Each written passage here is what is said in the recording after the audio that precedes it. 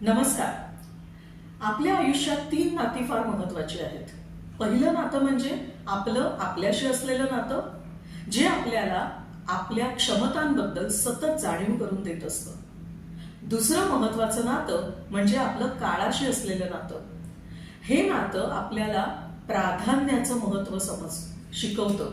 कधी, कोणाला, केव्हा, कशा वेळी, कोणत्या वेळी प्रायोरिटीज द्यायच्या, त्याची जाणीव, त्याचं ज्ञान आपल्याला हे काळाचं नातं आपल्याला शिकवत असतं. आणि तिसरं महत्वाचं नातं म्हणजे आपलं पैशाशी असलेलं नातं, म्हणजेच मनी एनर्जी. पैसे ही ऊर्जा आहे आणि ह्या ऊर्जेला आपण कसं सांभाळतो, कसं वापरतो, तिच्याबद्दल आपल्याला काय वाटतं, तिच्याबद्दल काही आपल्या श्रद्धा आहेत का, अंधश्रद्धा आहेत का, ह्यावर आपलं नातं पैशाशी ठरतं. परंतु या तिन्ही नात्यांना वृद्धिंगत करण्यासाठी, बळकटी आणण्यासाठी अनेक नाती आपल्या आयुष्यात येतात आणि त्यातलं सर्वात पहिलं नातं म्हणजे आपल्या आई वडिलांबरोबर असलेलं नातं. मी आता काही 6 प्रश्न तुमच्या समोर ठेवणार आहे आणि हे 6 प्रश्न जेव्हा तुम्ही त्याच्यावर विचार कराल त्यावेळेला तुमच्या लक्षात येईल की तुम्ही आत्ता जिथे कुठे आहात आयुष्यात किंवा जिथे कुठे तुम्ही जे काही अनुभवत आहात त्याचा उगम, त्याचं नातं हे या 6 प्रश्नांबरोबर आहे. पहिला प्रश्न, तुम्ही जेव्हा पृथ्वीवर यायचं ठरवलं आणि तुम्ही तुमच्या आईवडिलांना निवडलं, हो, आपण आपल्या आईवडिलांना निवडतो.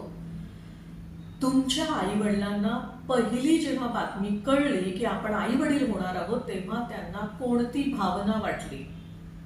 त्यांना दुःख वाटलं, त्यांना आनंद वाटला, त्यांना अपराधी वाटलं, त्यांना भीती वाटली, काय वाटलं त्यांना?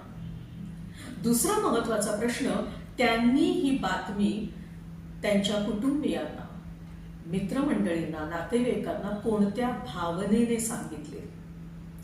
तिसरा प्रश्न, हा आई वडील होण्याचा प्रवास त्यांनी कसा अनुभवला, कोणत्या भावनेने अनुभवला, त्यांनी एकमेकांना कसं सांभाळून घेतलं, त्यांनी एकमेकांनाशी संवाद कसा साधला, त्यांनी एकमेकांना कसं सपोर्ट केलं? चौथा महत्वाचा प्रश्न, ज्या वेळेला तुम्ही पहिला श्वास घेतला त्यावेळेला तुमच्या आईवडिलांना काय भावना वाटली की आता आपण आईवडील झालो? पाचवा प्रश्न म्हणजे त्यांनी हा आईवडील होण्याचा अनुभव जगाला कसा सांगितला, कोणत्या भावनेने सांगितला?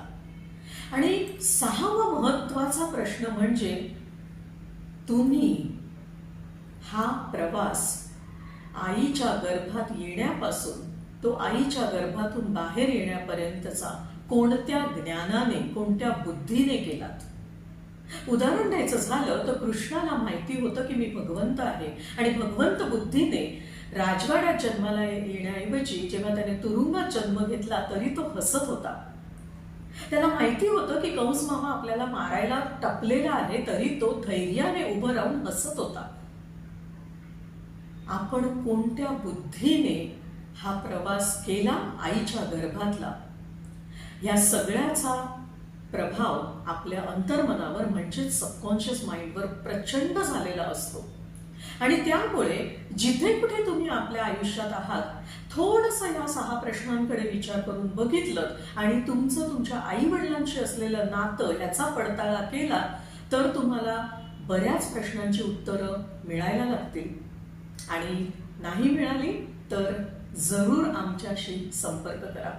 धन्यवाद.